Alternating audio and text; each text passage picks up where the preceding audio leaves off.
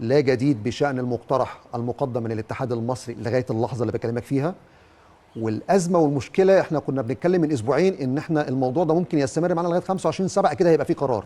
صح. لكن احنا المشكلة 25/7 ده بعد 24 ساعة. مظبوط. يوم السبت. اه فإذا لم يتخذ قرار، وأنا عندي نفس الفكرة اللي بقولها، الموضوع مش محتاج اجتماع بمعنى اجتماع زوم ميتنج أو اجتماع إن الناس تروح المغرب السلام عليكم ورحمة الله. متابعينا الكرام، الأمور تطورت داخل المكتب التنفيذي للكاف أو داخل دواليز الكاف، وتبين للمصريين بالملموس أن الجزائريين لا يحبون أو لا يريدون مصلحة مصر أو مصلحة الأندية المصرية بتاتا، وأن هذا التحالف ما بين الجزائر ومصر وفقط ضدا في المغرب ومن أجل مهاجمة المغرب. يعني أن الجزائريين هذاك الحب وذاك الكرم وذاك الأخوة التي يظهرونها في الأيام الماضية أو الشهور الماضية تجاه المصريين هي فقط من أجل معاداة المغرب، ليس حبا في المصريين.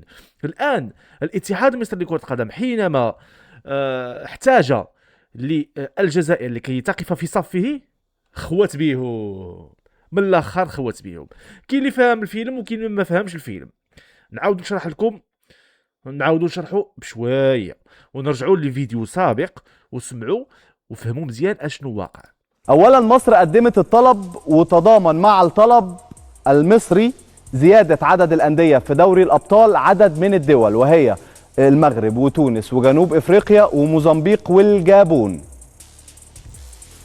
هادو الدول اللي تضامنوا او مشاو مع الموقف ديال الاتحاد المصري الذي يتقدم بموقف جدي من اجل زياده عدد الانديه للدول. الفرق ديالها كتمشي بعيد في المسابقات القاريه، لا دوري ابطال ولا كاس الكونفدراليه. هذا الطلب من اجل مشاركه الاهلي المصري اللي هو النادي ديال البلد. الاهلي المصري النادي اللي مستثمر فيه البلد اموال طائله من اجل ان يشارك في دوري الابطال. غتشوفوا معايا شكون اللي عارض، نشوفوا شكون اللي عارض. عدد أندية من جانب بعض الدول زي مصر والمغرب وتونس وجنوب إفريقيا، يعني مزيد من احتكار للدول دي للبطولة، لأنهم محتكرين البطولات ومحدش عارف ينافسهم في السنوات الأخيرة. وعلشان كده ظهر تحالف برفض الزيادة وهددت فيه باتخاذ القرار، وهو هيكون في مواجهة الانتخابات. والدول دي نيجيريا والكاميرون وكوت ديفوار وليبيا والجزائر وكمان غانا. الجزائر ايضا كانوا كيتكلموا بواحد اللغه، بحكم اننا عرب، اننا مسلمين، يجب دائما ان نقف مع مصر. هادشي هذا ملي كانت الازمه وكانت مشادات في مواقع التواصل الاجتماعي ما بين المصريين والمغاربه، مشاو في الصف ديال المصريين، والى حد كاس العالم بقاو مع المصريين، بقاو غاديين مع المصريين وكيشجعوا المصريين. لكن ذلك ليس حبا في المصريين، وليس من أجل الأخوة والدين واللغة، من أجل معاداة المغرب. داروا حلف من أجل معاداة المغرب، لكن سرعان ما انهار هذا الحلف وتبين بالواضح وبالملموس، وخصوصا لجماهير الأهلي المصري اللي هي أكبر يمكن نقولوا أكبر قاعدة جماهيرية في مصر تهاجم المغرب بسبب عقدة المغرب. عقدتهم الوداد وعقدهم المنتخب المغربي في جميع الفئات السنية ديالهم. تصدموا لأن الجزائر وقفت ضد مشاركة الأهلي المصري في دوري أبطال إفريقيا. أشنو هو المشروع ديال القرار اللي قدمه الاتحاد المصري لكرة القدم؟ قالوا بأن الدول اللي المنتخبات ديالها أو للفرق ديالها كتلعب الأدوار المتقدمة في المسابقات الإفريقية لا الكاف لا الشامبيونز ليغ، خصهم يتزاد لهم واحد مقعد في دوري أبطال إفريقيا يوليو يشاركوا بثلاثة ديال الفرق. لأن ليس من العدل ان مثلا المغرب الفرق ديالو كتمشي بعيد، بحال العام اللي فات النهضه البركانيه والجيش الملكي في النصف النهائي ديال الشامبيونز ليغ، وكيشاركوا غير بجوج ديال الفرق. ومثلا بوتسوانا الفرق ديالها كتقسم في الدور التمهيدي كتشارك حتى هي بجوج ديال الفرق. ما يمكنش. خصنا نديو على التنقيط ديال الدول بحال اللي كيديروا مثلا في اوروبا. التنقيط ديال الدوريات وديال الدول، مثلا الدوري الاسباني والدوري الانجليزي، ماشي هو التنقيط ديال الدوري البرتغالي. على سبيل المثال الدوري البرتغالي كيشاركوا جوج ديال الفرق، في الدوري الاسباني كيشاركوا 5 ديال الفرق، في دوري ابطال اوروبا بغاو يديروا نفس هذا السيستيم. هذا المقترح تقدمت به او تقدم به الاتحاد المصري لكرة القدم، لقاو تأييد من هاد الدول هادو اللي كنا شفناهم. الدول هادو هما تأييد من مصر طبيعة الحال اللي هي تقدمت بهذا الطلب، المغرب، تونس، جنوب افريقيا، موزمبيق والغابون. ولقاو الرفض من هاد الدول هادو بحال اللي شفنا قبيله امامكم.